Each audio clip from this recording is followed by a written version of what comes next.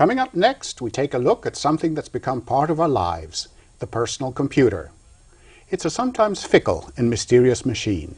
Stay tuned to learn how to deal with the most common computer frustrations, because the better part starts now.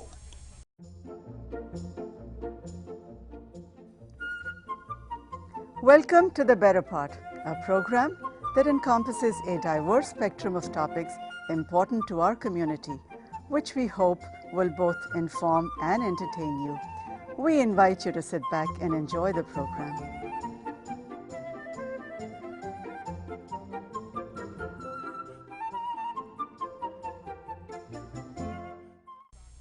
With me in the studio today is Nova Giragos. He owns a computer service company installing and repairing for businesses and homes. Welcome, Nova. Thank you. Let's start from the beginning, turning on the computer. A year ago, I brought this computer. I set it up, turned it on. In a matter of seconds, it was ready to go. Now it's a year later. I turn it on, and it's taking a long while, like maybe several minutes, before everything's up on the screen and it's ready to go. What's going on? Your computer over time does become slower. It is true. And during the duration of the time that you own your computer, the software that you have on your computer accumulate new updates. And when these updates are installed, they become heavier, and the computer starts to seem like it is slowing down because it has to process more information. Also, during the time that you own your computer, you probably do install many software programs on your system, and all of those accumulated together also slow down the computer. That's generally why computers slow down over time. All right, so how can we clean off such excess processes and other, as you say, things that weight it down and have the computer run lean again? Some of the programs you can remove on your own if you're not using it anymore. It's a good idea to clean it up. It'll open up a lot of space, and it does increase the performance of the computer.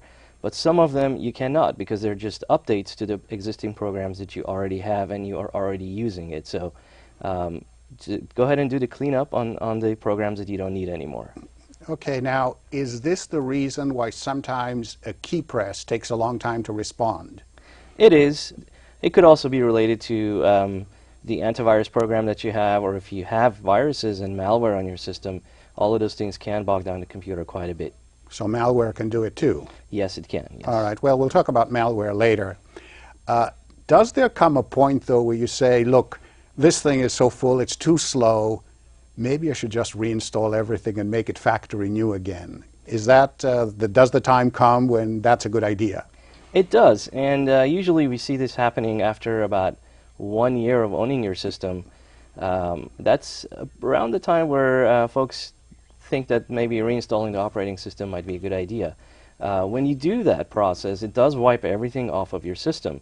All your files or pictures, everything is going to be gone, and basically you're starting from scratch, like you said, factory fresh. So it's important to back up your information before you do such a task. However, it is never going to be like it was the first day, because as soon as you reinstall the operating system, the Windows or whatever operating system you have will start downloading the updates again, and your computer is going to be slightly slower than it was when you first purchased it. So just the operating system updates and no other additional software application stuff can actually slow down a machine? Just the operating system updates? Absolutely, yes. Oh, okay. Okay, now, sometimes a program will just refuse to respond. You know, no matter what buttons you hit and so on, nothing happens. And what is a good way to kill that program and restart it? Well, if you're absolutely getting no response from your computer, there are two ways of getting out of it. One of them is to unplug the power cord, which will just kill the power. And the other way is to hold down the power button on your system for approximately 5 seconds, and that will also kill the computer. Now, in general, it's not a good idea to kill the system that way, because it can corrupt files, and you may not be able to boot up your computer again, and that's going to be a task of, again, reinstalling the operating system from scratch. Oh boy, and that will take. Now, when you reinstall the operating system, of course, you have to have everything backed up somewhere, and so we'll talk about backups in a while. But so, okay, we talked about what happens when one program won't work. Now, what happens if the computer itself just refuses to respond? If it if you're starting the computer and it's just not booting up to the point where you can use it, it probably means that there are some corrupt files, or the system has lost its direction, how to get started. And you definitely want to get that somebody to take a look at that computer for you. If you're somewhat tech savvy and you feel comfortable reinstalling the operating system, you can do that. Just remember, you're going to lose all the files that you do not have a backup of. We'll talk about that later.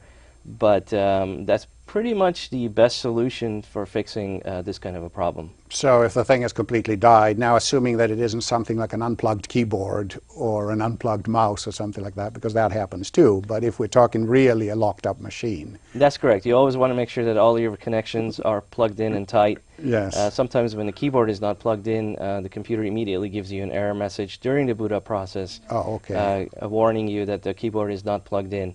And so basically you're forced to attach the keyboard before you can continue. Well, we talked about backups, and that's an important part of running a computer system at home.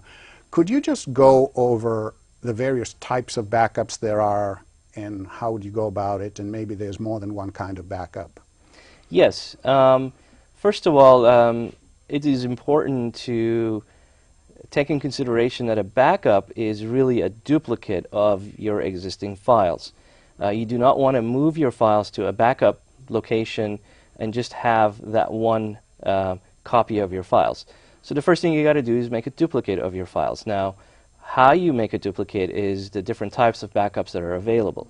There are some that are done over the internet, they're online or cloud-based, and there are some that you actually have the physical backup drive with you next to your computer that you can back up your files onto. The cloud-based or internet-based backups usually are subscription-based, and you have to pay a monthly fee or a yearly fee to make your backups.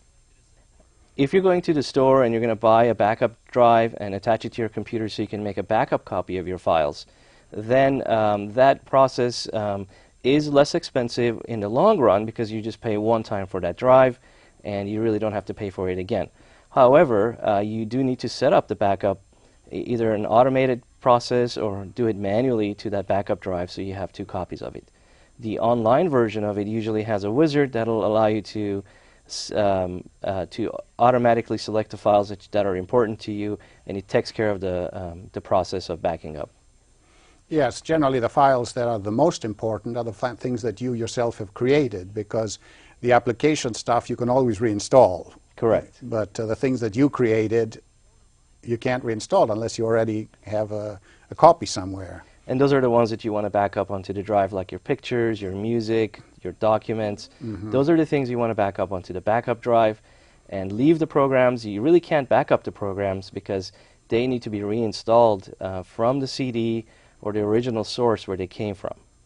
Now, this kind of backup assumes that the physical place where your computer is going to be secure in itself, is not going to be destroyed by a fire or an earthquake. But as long as that happens, then having things on an external drive is probably the best way to go, assuming that. And I guess you're telling me the cloud-based applications are primarily against the disaster that might hit your whole location. Is that a fair statement? That's correct, yes. If you do have your backups in-house on a backup drive next to your computer, if there were a fire or a flood, you would lose the original copy and a backup copy, Yes. so that kind of defeats the purpose. So some customers of ours, they will take the backup drive and they will put it in a different physical location, like in a safe or in a bank safe deposit box, and perhaps they have two backup drives that they rotate, and every week they switch this backup drive. So in the worst case, they would lose a week's worth of backups, or a week's worth of their files that they've worked on. Yeah, and that's for a catastrophic disaster Correct. that we're talking about. Yes. Okay. But again, are there other cloud-based application systems that we can talk about? And in general, let's talk a little bit about the cloud and what that really means, because it's one of those buzzwords that you see nowadays, even in the mainstream press. That's correct. The cloud is a fancy word for internet, and so when they use the word cloud-based, it means that the company that you're dealing with is online somewhere, and you don't really have physical access to that material or the product that you're using. Now, it could be a backup drive that's cloud-based, so you don't have physical access to that. But there are many services out there that are cloud-based. A very common example of it, and maybe we've not thought of it that way, but it is your email. If you're using email with Yahoo or Gmail or Hotmail, all of those computers that are processing your email are on the internet, and they're technically cloud-based.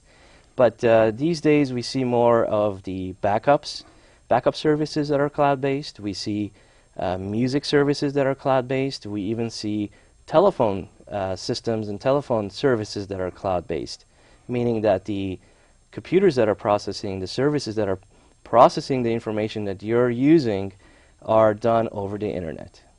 Yeah, and I remember recently I saw a briefing made by the CEO of a major computer company who showed off his data farm in North Carolina, which was apparently this enormous complex of computer buildings, probably about the size of an army base, that just was all this backup stuff and all this online storage for all the customers of that particular company. So it was pretty impressive. Yeah, the one other thing I wanted to add is that usually cloud-based companies, they have many redundant systems in place. Even if they have a large facility in a particular city, what they normally do is they will have a duplicate facility in a different city in case something were to happen to that particular facility. The customers don't know that there is an issue with the network, and they're able to continue using the service as if there was nothing wrong. Yes, well, that's pretty impressive. Now let's go away from the cloud and come back home to our own our own little machine. So away from the cloud, I'm sitting at home. I just found out I deleted something I really didn't mean to. What can I do? Well, check your trash bin or the recycle bin and see if your file ended up over there. You could also press the Control and the Z buttons. Control Z, yes. Control Z on your keyboard to undo what just happened. Now, the Control Z is only useful if you press those keys right after the deletion of the file or whatever task that you did. If you're lucky enough, that will remember it and it will undo that particular process. But do check your trash bin or the recycle bin, and if you still can't find it over there, there are a few tools available, software tools available that may be able to retrieve that file after it's been deleted. Let me tell you about something that happened to me the other day.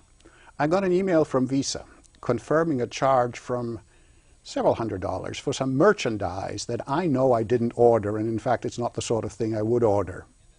And right at the bottom of the email has this link that says, if you have any questions, please click here. What's going on? It is probably a fraud email or a spam email. Yes. Trying to trick you to click on that link for their own benefit. Now, who these people are, it's unclear at this point. Yes. But there is... but they're not Visa. It is not Visa. And it most likely is trying to either get you to purchase a different type of software, or clicking on that link will download a virus into your computer. So be very careful about those emails. Typical things to look for in such an email is if it has your name stated in that email, it is likely that it is a legitimate email. If it does not indicate your name inside that email, it is probably spam. But if you're unsure, you can always call the company, the credit card company, and double check with them before clicking on any link. Credit card companies usually have a toll-free number on the back of the card you can call. They are open 24/7, and double check with them before clicking on anything, because if you do get a virus, it is a headache to get it removed from your system, and it's going to cost you some money and a lot of time.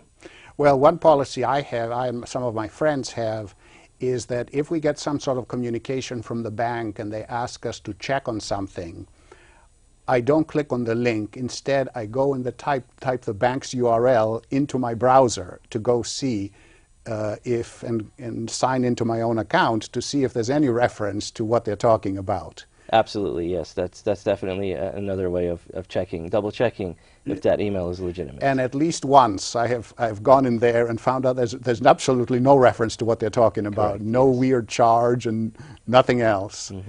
But speaking of malware, though, first of all, I know that a long time ago malware was viruses written by essentially frustrated kids who wanted to take their revenge out on the world. But I think it's gotten more sophisticated today. And what kinds of malware and what kind of ways of delivering this malware are there that can you talk about? A recent study showed that if a computer is unprotected from by a antivirus software, Yes. it can be infected within 90 seconds Ooh. just by being on. That means that the user is not even using the computer. So it's really important to have an updated antivirus on your system. But there are many ways for the virus to sneak into your computer. But the most common ones are spread through email. Yes. And the next common one is when you're browsing the internet and you're searching for different things on the internet, cars or flowers or whatever it might be. You'll get lots of results, and some of those links will take you to a website that is infected, and through that website your computer can also get infected. Okay, now we talked about one kind of email bait, you know, the fraudulent charge. Are there some others? I know that we used to have security alerts a long time ago. That's right. Yes. Sometimes when you're browsing the internet, usually this is you'll get a pop-up on your screen that says Yes. that you may have 300 infections on your computer. Click here to purchase the software. I don't really trust those those companies because it was not something that you were looking for, and it just popped up on your screen. So there's definitely some revenue for that company to be made. I would definitely close that window and monitor your system to see if there are any suspicious behaviors on the computer that you didn't have before, because that's a good indication that you are already infected by something. So if you get this pop-up window that comes up all the time and it's the same window, then you know that there is something, a malware on your computer that is trying to get you to buy something, and it's most likely not legitimate. So let's go over a little bit what overall methods we can use to protect our machines at home. Safe browsing is the most important way of keeping viruses from getting into your computer. But of course, you must have an updated antivirus installed at all times on your computer. And then you have some confidence that there's somebody that's looking out for you. Although antivirus companies will never guarantee that they will catch all the viruses, so that you're still vulnerable to some of the newer ones that they have not found a fix for. Until that time, everybody is vulnerable, really. But so this is where the safe browsing really comes in as a useful method of avoiding getting viruses. So if you're browsing on the internet, make sure you don't click on links that are not related to what you're looking for, and that is really the best way of avoiding getting viruses. Now, are there any good free anti-malware protections, legitimate ones, not the pop-up ones? And you know, what's the difference between a free one and one that you pay for? The free ones are very good. The ones that you pay for are slightly better. They have some additional functionality that if you're unsure or how to be a safe browser, or you get a lot of spam emails and such, it might be a good idea to purchase one of the paid type antiviruses.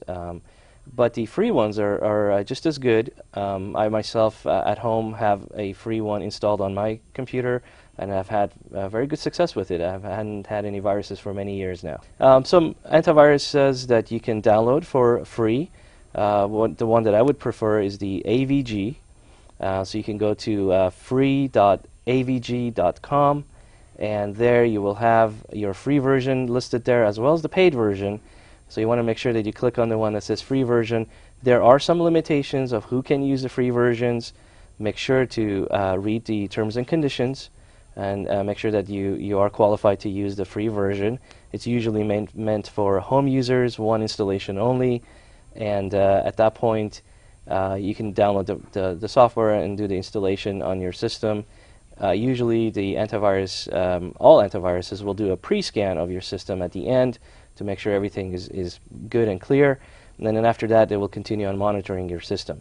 That's not where it ends, though, because these software, including the paid versions, do expire after about a year. So keep an eye on it. If you get pop-ups on the bottom of the screen from that particular antivirus company, make sure you pay attention to those and update it when necessary.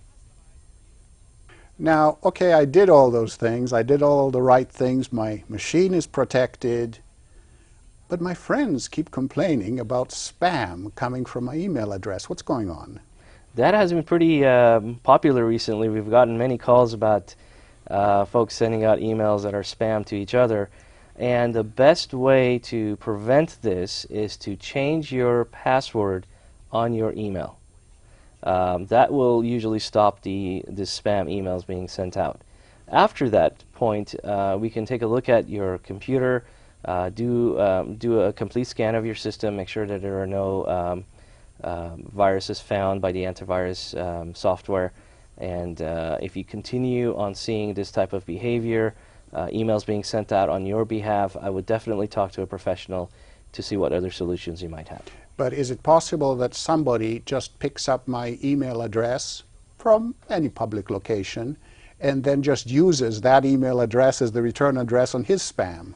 It is possible to do that. However, the email companies can pick up on that and stop that particular user. The way that they're getting, the way that these emails are now being sent out, we recently talked to a few of these companies like Yahoo and Hotmail. What is happening is the account is being hacked into. Your account online is being hacked into. The spammers are able to figure out what your username and password are. And what they do is they'll set up another computer somewhere else and use that computer to send out emails on your behalf. So by changing your password, you're essentially disabling their function to be able to send out spam emails. Okay. Now let's go to another topic. A lot of people in their homes have now installed routers. And some people still don't quite understand what a router is and what it does in the home. Could you just give us a quick overview of what that is? Yes, a router is a fancy word for a splitter.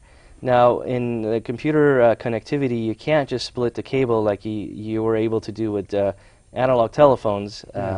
So what you need to do is you need to get a router that will split the incoming internet connection and allow multiple computers to use that one internet connection to communicate to the internet. Now, I think a lot of these are wireless routers, right? So somebody can have their laptop anywhere in the house.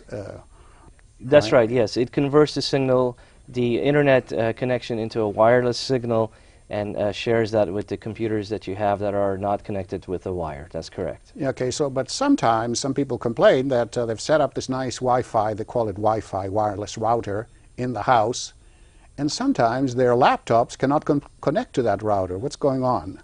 Some of the homes have some chicken wire or chicken wire. some type of materials in their walls that prevent the signal from being transmitted clearly to the other side of the house or the other side of the room. So I would definitely check to see if the problem that they're experiencing is true in all locations of the house or only particular parts of the house. If it's just the particular parts of the house, then it's definitely the signal being blocked by something. Chicken wire. Chicken wire in the walls. If the problem exists, even when you're close to your router, I would check out the router, make sure it's not burnt out. Sometimes they do burn out. Sometimes the power adapters burn out, and they're not providing sufficient power to the router, and the router starts acting funny. Well, we're coming towards the end. This has been very interesting. We're coming towards the end, so maybe now you could just give us some overall good maintenance practices for home machines. It's a good idea to have your computer checked out every 6 months to a year.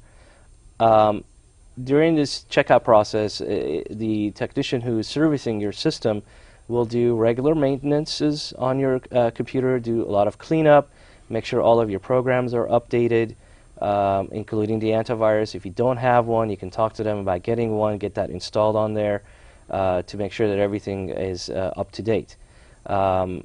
that would be the number one key of having a good performing system, and to have a computer that will last you many years. Well, thank you very much. I'm sure this has been very useful to a lot of members of our audience. And no doubt there'll be people who have more questions. Would you like to give us some contact information to people who could get in touch with you if they have further questions on any of these topics? Absolutely. Our business is open from 8 in the morning till 10 at night, so lots of good hours that you can call. The telephone number is 1-800-811-1495. Okay, well, thank you once again. Good to be here.